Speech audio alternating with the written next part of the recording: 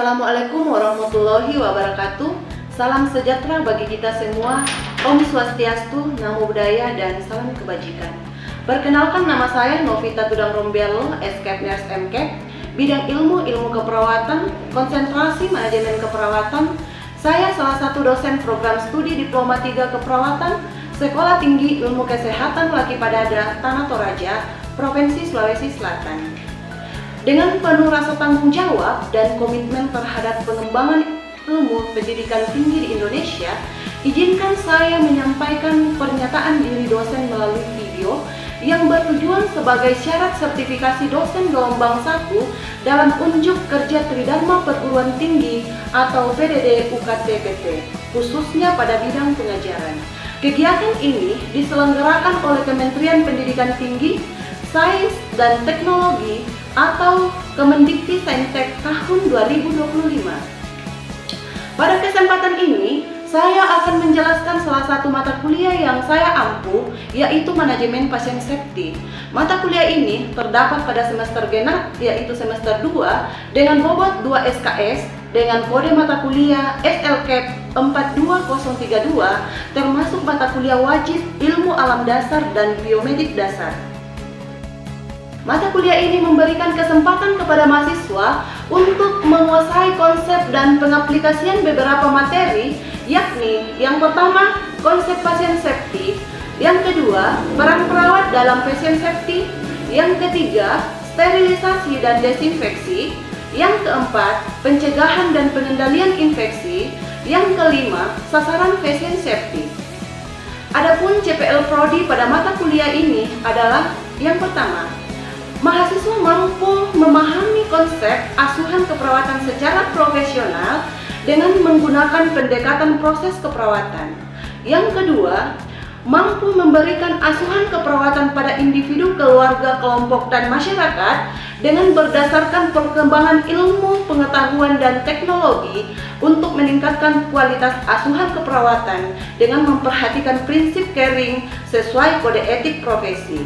Yang ketiga, mahasiswa mampu berperan aktif dalam manajemen keperawatan dan bertanggung jawab atas pekerjaan dalam pelayanan kesehatan dengan menggunakan prinsip-prinsip kepemimpinan dan manajemen keperawatan. Yang keempat, mahasiswa mampu melaksanakan komunikasi terapeutik dan menguasai keterampilan dasar keperawatan untuk melakukan asuhan keperawatan pada pasien melalui kerja tim. Adapun capaian pembelajaran pada mata kuliah ini, mahasiswa diharapkan yang pertama, mampu menjelaskan konsep dasar pasien safety. Yang kedua, mahasiswa mampu memahami peran perawat dalam pasien safety. Yang ketiga, mahasiswa mampu memahami tentang infeksi nosokomial. Yang keempat, mahasiswa mampu memahami mikrobiologi dan parasitologi. Mahasiswa mampu menguasai prinsip sterilisasi dan desinfeksi. Yang keenam, mahasiswa mampu memahami dan melakukan konsep pencegahan dan pengendalian infeksi. Yang ketujuh, mahasiswa mampu menguasai dan kebijakan dalam mendukung patient safety. Yang kedelapan, mahasiswa mampu mempraktekkan manajemen patient safety. Deskripsi mata kuliah adalah suatu sistem yang membuat asuhan layanan kesehatan menjadi lebih aman. Nah, sistem ini untuk mencegah terjadinya cedera atau kerugian pada pasien dan perawat yang disebabkan oleh kesalahan akibat melaksanakan tindakan atau tidak mengambil tindakan yang seharusnya diambil, serta akibat dari penularan infeksi nosokomial. Bahan kajian manajemen pasien safety adalah yang pertama, konsep dasar pasien safety. Yang kedua, peran perawat dalam kegiatan pasien safety. Yang ketiga, konsep mikrobiologi dan parasitologi. Yang keempat, konsep sterilisasi dan desinfeksi. Yang kelima, hospital infection associate. Yang keenam, konsep pencegahan. Adapun metode pembelajaran yang saya gunakan pada mata kuliah ini adalah DIA, yaitu Delivery, Interaction, and Assessment. Pertama adalah delivery, bagaimana saya menyampaikan perkuliahan pada mahasiswa dengan metode pembelajaran yang digunakan, yaitu sistem hybrid, yaitu kombinasi secara online dan offline. Online dengan menggunakan Google Classroom dan grup WhatsApp, dan secara offline tentunya dilakukan melalui tatap muka di kelas dan di luar kelas. Yang kedua adalah interaction, yaitu forum interaksi melalui diskusi guna untuk mencapai capaian pembelajaran. Aspek penting yang saya lakukan adalah student-centered learning, pembelajaran yang berfokus pada mahasiswa sehingga mahasiswa yang lebih aktif, mandiri, dan inovatif. Adapun model interaksi yang saya gunakan adalah interactive learning, small group discussion, and self-directed learning. Saya membina hubungan saling percaya untuk membangun keakraban antara dosen dan mahasiswa. Selanjutnya saya membahas kontrak perkuliahan dengan membuat kesepakatan bersama terkait dengan proses perkuliahan, bahan ajar yang digunakan, serta penugasan agar mahasiswa mendapat gambaran pelaksanaan perkuliahan selama 1 semester ke depan. Selanjutnya di awal perkuliahan dilakukan review pembelajaran yang berfungsi untuk mengingat kembali materi-materi pembelajaran yang sebelumnya dan akan dikaitkan dengan materi selanjutnya. Strategi lainnya yang digunakan adalah case method, collaborative learning, dengan memberikan contoh kasus secara berkolaborasi terkait dengan fashion safety, serta diberikan kuis agar mahasiswa lebih bersemangat dan semakin termotivasi. Yang terakhir adalah assessment, dengan memberikan penilaian kepada mahasiswa yang sudah disepakati di awal perkuliahan. Tentu adapun kriteria dan penilaian yang saya gunakan pada perkuliahan ini, yang pertama, UTS sebanyak 25%, UAS sebanyak 30%, tugas mandiri sebanyak 15%, tugas kelompok sebanyak 20%, kehadiran 10%, dan totalnya 100%. Selanjutnya saya akan menampilkan proses pengajaran yang saya lakukan pada mata kuliah ini, yaitu manajemen pasien safety. Selamat menyaksikan. Terima kasih. Selamat pagi semuanya. Apa kabar hari ini? Luar biasa. Yes, yes, yes. Lebih semangat lagi. Apa kabar hari ini? Luar biasa. Yes, yes, yes. Oke, kasih aplaus dulu. Oke, tadi pagi itu ada yang tidak sarapan? Oke, kenapa kita harus sarapan di pagi hari? Supaya pada saat kita menerima pembelajaran di kampus itu boleh terserap dengan baik, dan kita juga lebih fresh saat menerima proses pembelajaran di kampus, ya. Nah, saya akan absensi dulu sebelum kita masuk di proses pembelajaran. Ada yang tidak hadir hari ini, Nadila mana Nadila? Oke, hadir ya. Henry mana Henry? Oke, hadir. Semua hadir semua. Oke, semua hadir untuk absensi. Jadi semua hadir hari ini. Terima kasih ya. Nah, sebelum kita lanjut ke pokok bahasan kita atau topik pembelajaran kita hari ini, terlebih dahulu kita meminta pertolongan kepada Tuhan Yang Maha Esa supaya semua proses pembelajaran kita itu boleh berjalan dengan lancar. Ya, mari kita berdoa ya sesuai dengan keyakinan kita masing-masing. Ya, berdoa dimulai. Berdoa selesai. Ada yang ingat kita mata kuliah apa hari ini? Manajemen pasien safety. Jadi kita hari ini itu adalah mata kuliah manajemen pasien safety. Ada yang mengingat apa topik yang ibu akan bahas hari ini? Pencegahan dan pengendalian infeksi. Iya, pencegahan dan pengendalian infeksi. Ya, sebelum kita masuk lebih dalam terkait dengan topik, nah ibu akan menjelaskan capaian pembelajaran mata kuliah, ya, yaitu capaian pembelajaran yang ketujuh, di mana mahasiswa mampu memahami konsep pencegahan dan pengendalian infeksi. Kemudian ada pun sub capaian pembelajaran mata kuliah, yaitu sub ke-8, di mana di sini mahasiswa diharapkan untuk mampu memahami dan menjelaskan konsep pencegahan dan pengendalian infeksi. Ya, adapun tujuan dari pembelajaran ini tentunya diharapkan adik-adik sekalian atau mahasiswa sekalian mampu mengetahui dan mengaplikasikan pencegahan dan pengendalian infeksi. Oke, sebelum kita masuk ke lebih dalam dari materi ini atau topik ini, ibu akan evaluasi dulu pembelajaran di minggu lalu, ya. Pastinya pembelajaran minggu lalu itu masih ada hubungannya atau kaitannya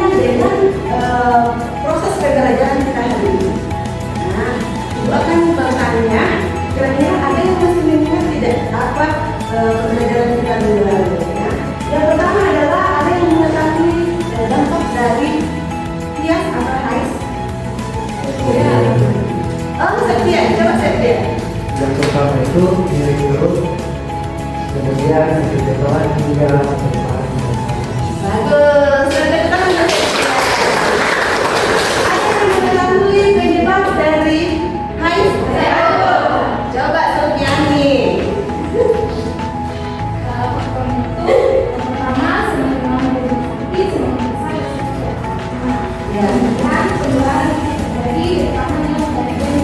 Ya, mantap ya. Ada yang bisa memberikan kesimpulan tentang materi kita kemarin? Ada? Ada? Iya, itu akan memberikan kesimpulannya terkait dengan materi kita minggu lalu yaitu HIS ya. HIS, Hospital Infection Association ya. Nah, infeksi yang didapat oleh pasien di rumah sakit ya. Dan infeksi yang didapat di fasilitas layanan kesehatan. Apa itu? Ada yang tahu apa itu fasilitas? Saya coba Nadila.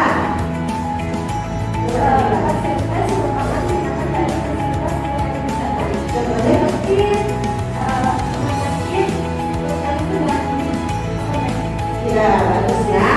Nah, kita akan masuk ke materi di mana ini ada alat safety, di mana di sini akan menjelaskan tentang gambar yang ada di depan.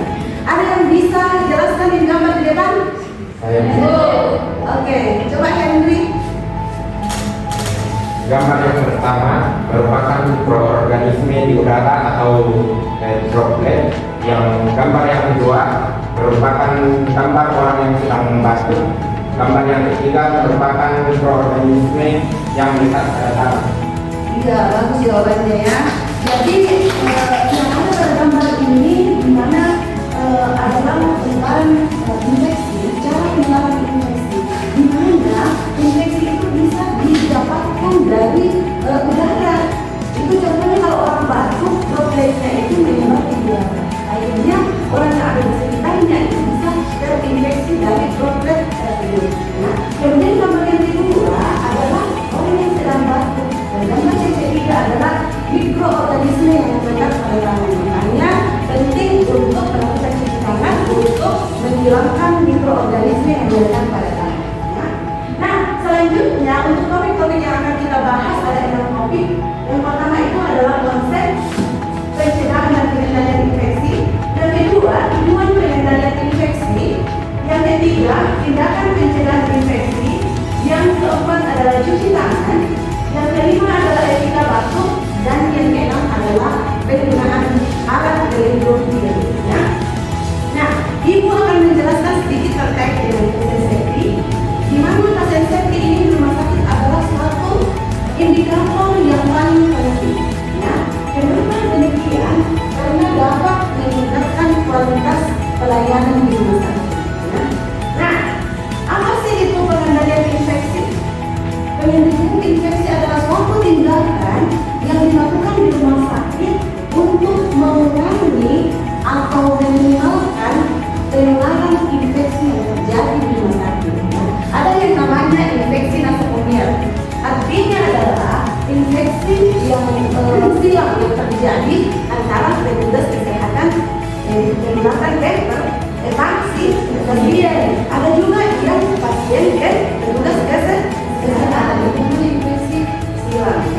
Kemudian ada tujuan dalam pencegahan dan pengendalian infeksi. Yang pertama adalah mencegah infeksi baru. Bagaimana sih caranya mencegah infeksi baru agar tidak terjadi? Hindari kontak dengan orang yang terinfeksi. Pada saat kita batuk, jaga jarak dengan orang. Jangan sampai dari virus yang kita dari itu bisa menularkan ke orang lain. Karena bisa membolehkan. Yang ketiga, melindungi pasien. Artinya kalau kita sakit, kita gunakan alat pelindung diri sebelum kita masuk ke pasien. Nah, yang berikutnya adalah melindungi petugas kesehatan. Bagaimana cara melindungi petugas kesehatan? Menggunakan alat pelindung diri saat melakukan tindakan kesehatan.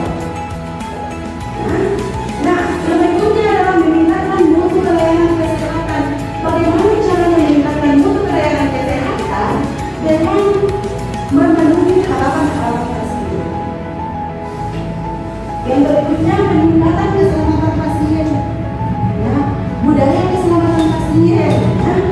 Kemudian yang berikutnya itu mencegah infeksi nosokomial seperti yang dijelaskan tadi bahwa infeksi nosokomial itu adalah infeksi silang yang terjadi antara virus dengan dengan pasien. Itu pun sebaliknya. Ya. Kemudian yang berikutnya adalah menciptakan lingkungan yang aman dan nyaman. Lingkungan aman dan nyaman itu artinya lingkungan yang bersih, yang bisa membuat pasien dan petugas kesehatan itu jadi aman dan nyaman. Ya. Nah, pencegahan dan pengendalian infeksi yang pertama wajib melakukan hand hygiene. Apa itu hand hygiene? Kebersihan tangan. Yang kedua menggunakan alat pelindung diri. Apa itu alat pelindung diri? Contohnya masker, apron, ya, handphone dan lain sebagainya. Kemudian menjaga teknik aseptik di dalam melakukan tindakan keperawatan, ya, saat adik-adik semua turun praktek nantinya harus menjaga yang namanya tindakan aseptik. Kenapa harus menjaga tindakan aseptik? Ya, terutama kita melakukan perawatan luka harus menjaga yang namanya teknik aseptik. Terutama melakukan pemasangan infus harus menjaga teknik aseptik. Ya. Kemudian pengendalian lingkungan menjaga lingkungan alat deteksi. Ya. Kemudian perlindungan kepada petugas kesehatan. Ya. Penempatan pasien dari pasien-pasien yang mengalami penyakit menular itu harus diisolasi. Kenapa demikian? Ya, supaya infeksi itu tidak menyebar ke pasien yang lain atau ke petugas kesehatan. Ya. Kemudian praktek menyuntik yang aman, ajar mensuntik. Ya, habis pakai jangan lagi dipakai ke pasien yang lain, karena itu hanya sekali pakai. Ya, habis pakai langsung dibuang ke septic box. Ya. Nah, cuci tangan. Ya, dari yang berikutnya adalah cuci tangan. Ya. Mencuci tangan adalah suatu tindakan yang dilakukan untuk, ya, kebersihan tangan. Ya. Ada dua jenis yang cuci tangan. Yang pertama itu dengan menggunakan hand rub, ya, dan yang kedua menggunakan hand wash. Ya. Nah, ada 6 langkah cuci tangan menurut WHO. Ya, itu akan dipraktekkannya ya. Nah, ada 6 langkah cuci tangan menurut WHO. Ya, yang pertama ambil dulu hand rubnya, ya. Gosok hand rub di telapak tangan, bisa seperti itu ya. Gosok hand rub di telapak tangan. Ya. Kemudian yang kedua adalah gosok di punggung tangan. Nah, lakukan secara bergantian tangan kiri dan tangan kanan. Yang ketiga, gosok di sela-sela jari. Jadi pastikan semua sela-sela jarinya itu kena dengan hand rub. Ya. Yang keempat adalah lakukan dengan cara mengunci, ya, mengunci seperti ini dan lakukan secara bergantian. Nah, yang kelima adalah pada ibu jari, ya, ibu jari dan lakukan secara memutar. Nah, lakukan juga secara bergantian antara tangan kiri dan kanan. Nah, yang terakhir adalah dengan ujung jari dan kuku. Ya, tujuannya ini agar ujung jari dan kuku itu mikroorganisme yang mereka di situ bisa mati. Lakukan secara bergantian, ya. Karena sudah bersih, ya. Nah, itulah yang melakukan cuci tangan. Nah, waktu yang digunakan untuk cuci tangan dengan menggunakan hand rub itu adalah 20 sampai 30 menit. Sedangkan dengan menggunakan hand wash, ya, di air yang mengalir itu menggunakan waktu 40 sampai 60 detik. Ya. Nah, 5 momen cuci tangan. Kapan kita harus cuci tangan? Petugas kesehatan yang pertama adalah sebelum kontak dengan pasien, sebelum kita masuk di ruangan pasien, cuci tangan dulu. Yang kedua adalah sebelum melakukan tindakan aseptik seperti yang dijelaskan tadi bahwa tindakan aseptik itu seperti memasang infus dan lain sebagainya. dengan cairan tubuh pasien. Ya. Yang keempat adalah setelah kontak dengan pasien, kita menggunakan di ruang pasien, habis dari ruang pasien itu kita cuci tangan. Kemudian setelah kontak dengan lingkungan pasien, karena mungkin mengantar obat dan lain sebagainya itu wajib cuci tangannya. Nah, batuk, etika batuk. Ini perlu kita ketahui ya, karena jaksa itu, nah saya lihat ya, orang yang batuk langsung nah itu salah ya. Nah batuk itu ada etikanya ya. Nah batuk itu bukan masalah penyakit, tapi Anda dan tidak ada sesuatu ya. Ini merupakan tanda dari gejala. Nah etika batuk adalah satu tata cara yang digunakan bagi penderita agar tidak menularkan ke orang lain yang ada di sekitarnya. Apa sih tujuan dari etika batuk? Tujuannya itu untuk mencegah penyebaran penyakit secara meluas. Nah, apa penyakit yang disebabkan jika tidak dijaga etika batuk? Bisa penularan TB atau TBC dan sebagainya. Ya. Kemudian yang berikutnya itu adalah alat pelindung diri atau APD. Nah, alat pelindung diri ini adalah perlengkapan yang digunakan untuk melindungi para pekerja dari bahaya. Jadi kita harus menggunakan APD supaya kita terhindar dari bahaya. Setidaknya minimalkan kita dari bahaya. Nah, contoh-contoh APD yang ada di rumah sakit contohnya, yang pertama itu gaun sekali pakai. Nah, itu untuk proteksi kulit. Ya. Yang kedua, ya, cover. Nah, ini juga untuk proteksi kulit. Ada apron, ya, dan ada sepatu untuk proteksi kaki. Ya. Nah, kemudian ada penutup sepatu untuk proteksi kaki juga. Ya. Kemudian ada masker. Apa fungsinya masker? Untuk proteksi respiratori atau saluran nafas. Kemudian yang berikutnya itu adalah ada face shield dan kacamata. Apa fungsinya? Untuk melindungi wajah, hidung dan mata, mulut dan mata. Kemudian ada sarung tangan. Ya, ada berapa jenis sarung tangan? Ya, ada bermacam-macam. Ada sarung tangan steril, ya. Ada sarung tangan steril, ya. Dan ada sarung tangan yang biasanya digunakan untuk limbah. Ya. Nah, oke, Ibu akan review pembelajaran yang sudah berlangsung. Kira-kira ada yang bisa praktekkan dengan mata cuci tangan? Coba, Anissa.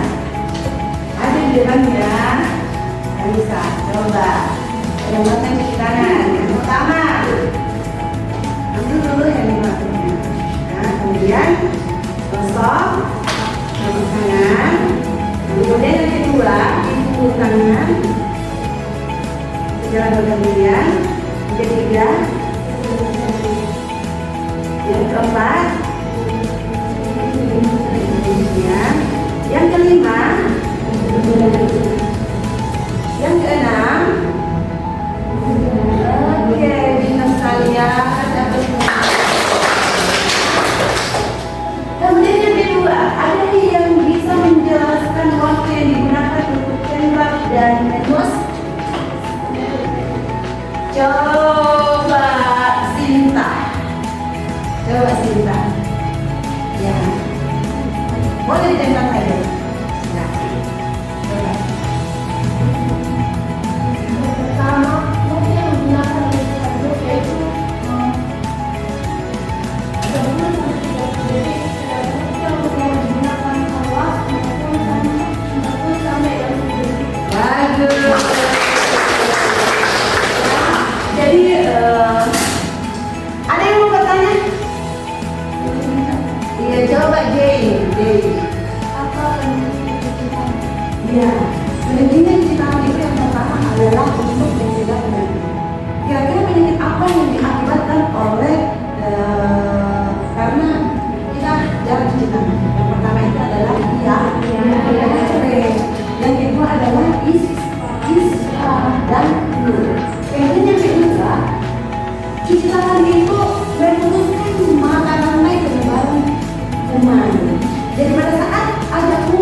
mikroorganisme di tangan kita saat kita mencuci tangan, kita tidak tertular dong, karena kita sudah cuci tangan.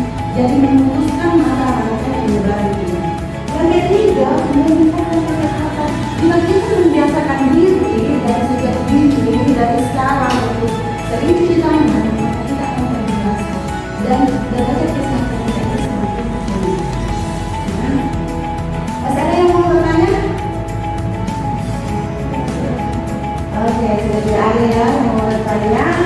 Ibu akan melihat sampai di mana pemahaman Anda terkait dengan proses pembelajaran kita hari ini. Ya. Nah, kuisnya itu ada di Google Classroom, ya, jadi bisa diakses dengan menggunakan barcode. Dan kalau yang tidak bisa, ada yang tidak bisa mengakses dengan barcode, ada yang tidak bisa ya dengan menggunakan link Google Classroom. Ya. Sekarang saya kasih waktu untuk mengerjakan kuis. Waktunya dimulai.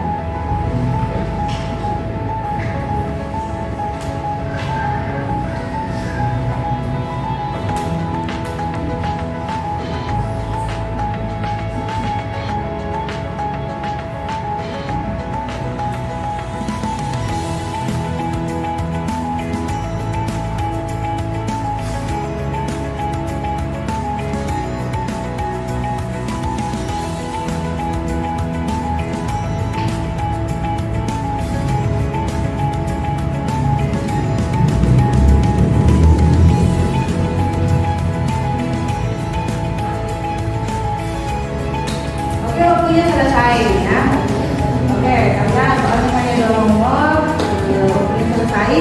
Untuk asesmennya kita akan memperlihatkan nilainya setelah selesai proses pembelajarannya. Nah, adapun tugas individu itu saya juga sudah masukkan di Google Classroom, silakan diakses dan tolong diperhatikan di situ tanggal dan jam deadline-nya ya. Yang sampai kalian tidak memasukkan tempat waktu ya. Nah, iya, di sini ibu akan menyimpulkan proses pembelajaran kita hari ini, di mana PPI ini adalah pencegahan penularan infeksi. Itu tentunya upaya untuk mencegah penularan infeksi, baik itu yang terjadi di rumah sakit, fasilitas pelayanan kesehatan, maupun yang terjadi di tempat-tempat umum dan di lingkungan kita. Nah, ada yang bisa memberikan sedikit kesimpulan tentang mata pembelajaran kita tadi? Ya, coba nih. Kesimpulan dari pembelajaran kita hari ini tentang pencegahan dan pengendalian infeksi, yaitu upaya untuk mencegah penularan infeksi baik di fasilitas kesehatan maupun dalam kehidupan sehari-hari. Ya, doanya dulu ya. Pertemuan hari ini cukup sampai di sini. Terima kasih atas kebersamaan kita semua. Sampai ketemu di lain kali selanjutnya.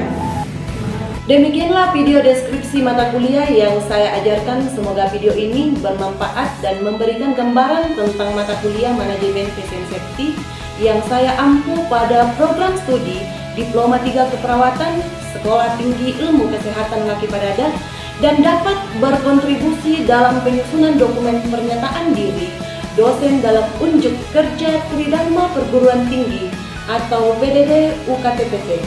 Sekian dan terima kasih. Assalamualaikum warahmatullahi wabarakatuh. Om Swastiastu, Namo Buddhaya, dan salam kebajikan. Salam sejahtera bagi kita semua.